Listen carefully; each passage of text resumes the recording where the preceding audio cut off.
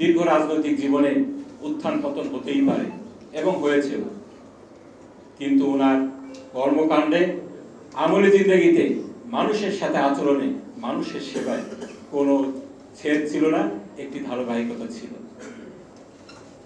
আমি আশা করব ওনার শেষ জীবনে বাংলাদেশকে যারা ফ্যাসিবাদের কবলে নিষ্পেষিত করেছিল, যারা বাংলাদেশকে অন্ধকারে ডুবিয়ে দিয়েছিল, সেই তাদের ফ্যাসিবাদকে প্রলম্বিত করার জন্যই মওলানা আব্দুস সোবহান সহ জাতীয় নেতৃবৃন্দদেরকে, আধিপত্যবাদ বিরোধী নেতৃবৃন্দদেরকে এভাবে তারা টার্গেট করে অত্যাচার করেছে, জুলুম নির্যাতন করেছে, দেশ থেকে, দুনিয়ার বুক থেকে সরিয়ে দেওয়ার ষড়যন্ত্র করেছে।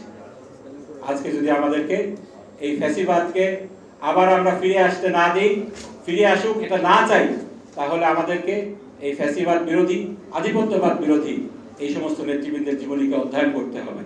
আমি আশা করব এই বইটি, যে বইটি এখন মোড়ক উন্মোচন হবে, এটা আমাদের ভবিষ্যৎ প্রজন্মের জন্য অত্যন্ত শিক্ষা হয়ে থাকবে। কিভাবে দেশের জন্য কাজ করা যায়, দেশের জন্য কাজ করতে হলে কি করতে হবে, কিভাবে করতে হবে, এটা একটা বড় শিক্ষা হয়ে থাকবে। আমি আমার কথা লম্বা করব না, অন্যান্য মেহমানরা আছেন, ওনারা বলবেন।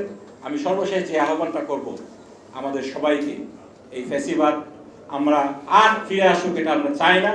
এই ফ্যাসিবাদকে যদি আমাদেরকে সমূলে নির্মূল করতে হয়, তাহলে আমাদেরকে দেশপ্রেমিক হতে হবে, দেশকে ভালোবাসতে হবে, আমাদেরকে দেশের জন্য মওলানা আব্দুস সোবহান রাহিমাহুল্লাহর মতো আন্তরিকতা নিয়ে কাজ করতে হবে।